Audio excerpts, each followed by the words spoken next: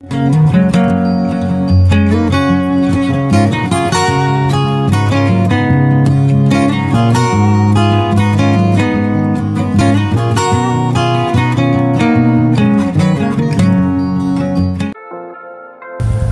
selamat pagi kawan-kawan. Kita bertemu lagi di pagi Ahad ini. Blessed Sunday kepada semua.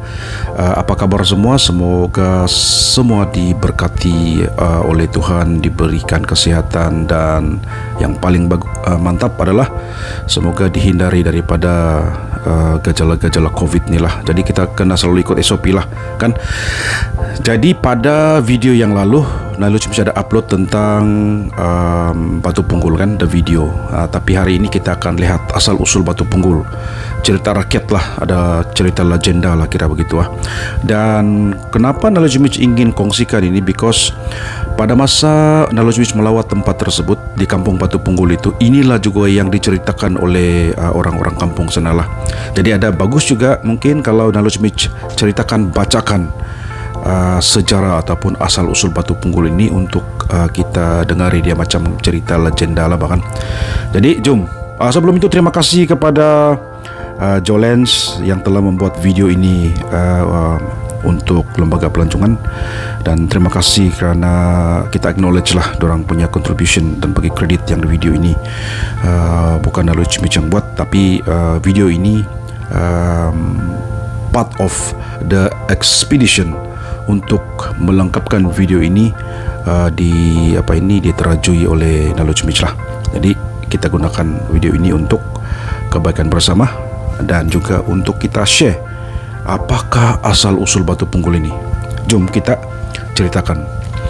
Al-Kisah lah, pada satu zaman dahulu ada dua buah rumah panjang yang dipisahkan oleh sebatang sungai bernama Sungai Sepulut.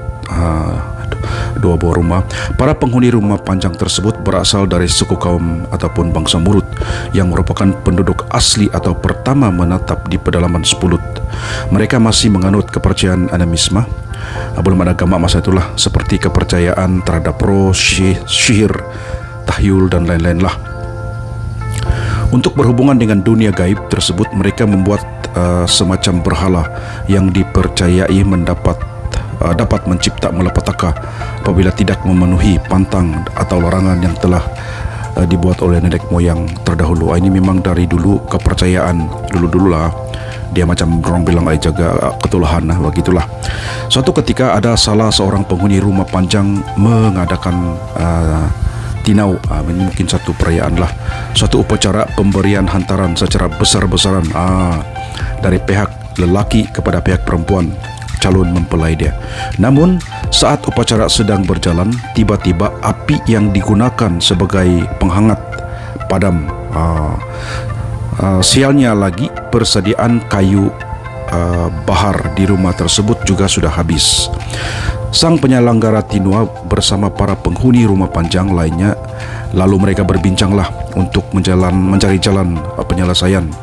Dalam perbincangan mereka itu, akhirnya keluarlah keputusan bahwa mereka akan meminta kayu bakar kepada tetangganya yang berada di rumah panjang di seberang sungai. Dorang mau minta bantu rumah panjang yang di seberang sungai lah. Dorang punya rumah panjang di sebelah sungai lagi, bersebelahan. Kemudian salah seorang dari mereka diutus untuk menyampaikan permintaan itu dengan cara berteriak di tepi sungai. Biasalah, dulu belum ada handphone lah, main teriak dari tepi sungai ke tepi sungai, harap-harap dengar lah. Sayangnya waktu itu sedang terjadi banjir besar sehingga tidak ada yang berani menyeberangi kerana sangat berbahaya. Memang sungai itu kalau besar, memang besar. Memang kalau banjir kapan memang besar, memang keinggerit lah, orang dusun bilang, kan bikin takut lah. Tapi masa kami atau Knowledge Mitch pergi masa itu, dia memang kemarau. Sebab itu kita kena sorong bot itu, ya, cetek air dia. Kita sambung lagi. Walhasil, walau terus-menerus berteriak, bantuan tidak kunjung datang. Para penghuni rumah panjang di seberang sungai tidak berani langsung menyeberangi sambil membawa kayu bakar. Siapa mau anyut, kan? Mereka berbincang lagi dan untuk menentukan cara yang tepat dalam memberikan bantuan kepada tetangga mereka yang ada di seberang sungai.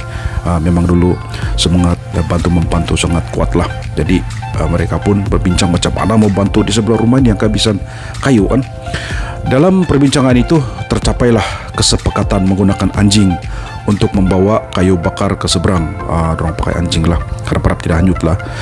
Mereka lalu mencari seekor anjing yang dianggap kuat, gagah dan mampu menyeberang sungai setelah menemukan anjing yang dimaksudkan. Lepas tu dorang kasih ikat itu seutas tali di kepala anjing itu, dan pada bahagian ujungnya diikatkan beberapa batang kayu bakar. Tetapi ketika baru berenang beberapa meter dari tepi sungai, sang anjing hanyut karena tidak mampu melawan arus yang deras. Untungnya dia dapat menepi kembali dan tidak hanyut ke hilir sungai. Anjing ini pandai berenang juga. Jadi memang pada masa ini, masa kami lawat itu, memang kepala anjing dan kepala ayam itu memang menjadi batu. Ada kami nampak masa kami lawat tempat Batu Punggul itu. Kejadian ini ternyata dianggap lucu sehingga sebahagian penghuni rumah panjang tertawa terbahak-bahak sehingga lupa akan masalah yang sedang dihadapi oleh tetangga di seberang. Sementara para tetangga yang membutuhkan kayu bakar hanya diam tanpa merasa ada hal yang patut ditertawakan.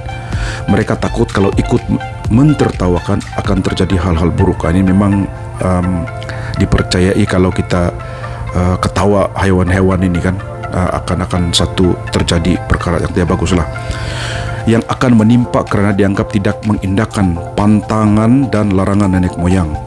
Begitu. Okey. Sambung lagi. Setelah percobaan dengan anjing gagal, mereka pun berbincang lagi untuk mencari satu kata sepakat untuk menggunakan seekor ayam pula pada masa ini. Caranya adalah dengan mengikat tali kepada kaki ayam yang di ujungnya telah dipasangkan kayu bakar. Sang ayam lalu disuruh terbang menyeberangi sungai sambil membawa kayu bakar. Tetapi karena terlalu banyak membawa beban, ketika sampai di tengah sungai dia jatuh dan terbawa arus.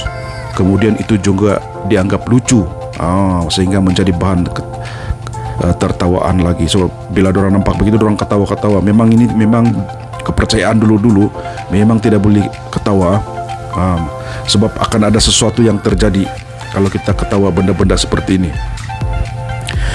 Dan karena sudah tidak mempunyai idea lagi, mereka pun meneruskan pekerjaannya lagi tanpa mempedulikan tetangganya yang ada di seberang.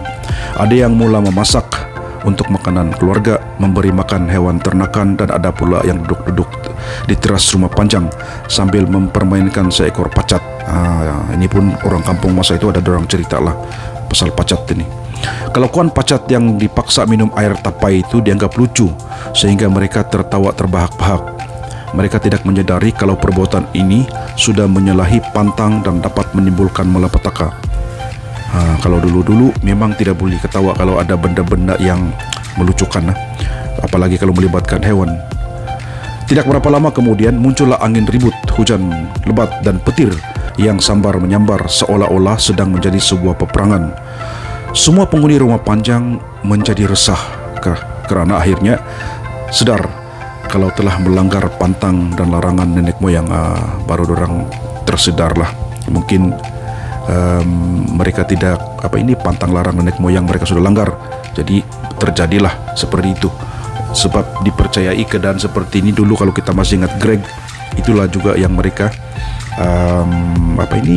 langgar pada masa itu, di mana kalau Nailul Smith diceritakan ada haiwan dorang kasih berlawan, lepas tu dorang kasih pakai baju lagi, lepas tu dorang ketawa.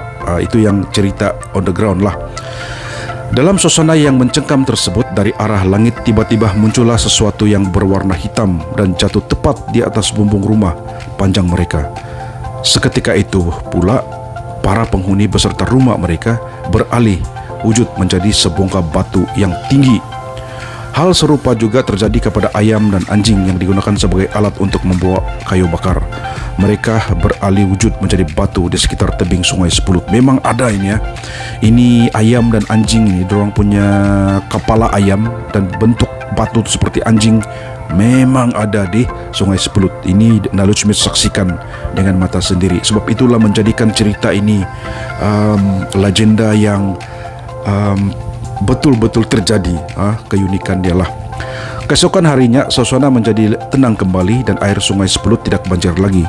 Namun karena tingginya batu yang berasal dari rumah yang dikutuk oleh nenek moyang, maka sinar matahari tidak dapat menyinari rumah panjang yang ada di seberang sungai.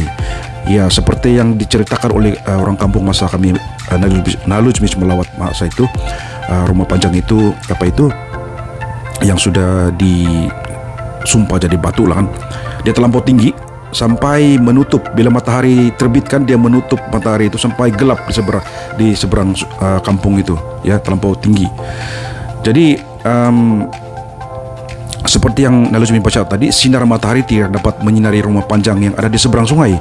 Oleh karena itu diutuslah 7 adik-beradik untuk memperas, ini dong, mau pergi potong, mau punggul tuh batu lah, agar sinar matahari dapat masuk. Orang pertama hingga ke-6 ternyata tidak dapat memunggul batu yang keras tersebut. Hanya si bungsu saja yang dapat memeras batu sehingga tinggal punggulnya saja. Oleh itulah dinamakan batu punggul. Tapi ada lagi penceritaan yang terperinci ini. Kenapa yang 6 orang itu tidak berjaya untuk memunggul batu itu, tetapi kenapa yang bungsu saja yang ada lagi. Tapi di cerita ini rakyat ini mereka tidak perincikan, ada lagi itu. Dan karena hanya menampakkan punggulnya saja, maka batu itu selanjutnya dinamakan batu punggul. Jadi inilah cerita, memang menarik. Kalau paling bagus kamu datang di sana, minta orang-orang tua di sana cerita secara first hand, supaya bila kamu dengar dorang cerita, cara dorang cerita, oh memang Embang Bulu juga lah dengarlah. Jadi ada history dia, ada sejarah dia, ada legenda dia. Mungkin bagus juga ini kita ceritakan kepada anak-anak kita, agar walaupun dia cerita legenda, tetapi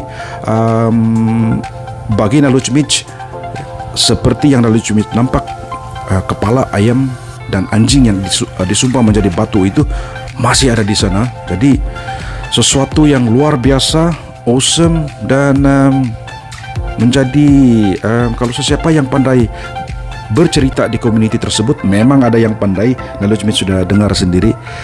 Lawatan kamu itu akan menjadi lebih syok lagi, lebih mantap lagi, sebab experiential tourism itu akan anda dapat menafatkan sepenuhnya bila melawat batu punggul itu. Jadi itulah dia cerita dia. Selepas kamu tengok video yang first time Naluj Mitch upload itu, kamu balik dan tengok balik video ini di mana penceritaan dia. Jadi syok kan? Jadi mungkin di masa-masa akan datang, mana-mana cerita legenda yang melibatkan produk pelancongan seperti ini, Naluj Mitch akan upload juga lah untuk tatapan ataupun kita sharing is caring, knowledge is power. Dan semoga video ini ataupun cerita ini dapat memberikan anda inspirasi untuk melawat tempat tersebut. Kita sokong pelancongan luar bandar kita bantu komuniti melalui pelancongan, dan kita mantapkan pelancongan luar bandar kita supaya kesejahteraan, peningkatan pendapatan bukan saja melalui pertanian, tetapi pelancongan oleh komuniti dapat kita tingkatkan untuk meningkatkan sosioekonomi mereka lah. Oleh itu, sekian dari Naluj Mitch. Take care, stay safe. You have greatness in you. God bless.